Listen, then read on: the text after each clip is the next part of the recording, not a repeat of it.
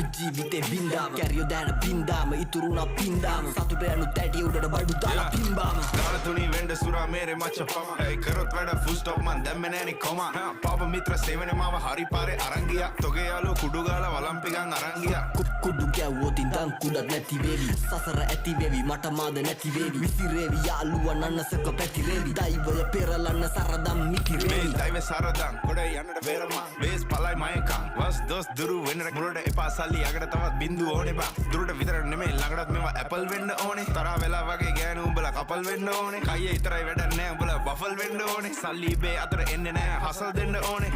මුන්ට කියලා දීලා පුකක් දෙන්න ඕනේ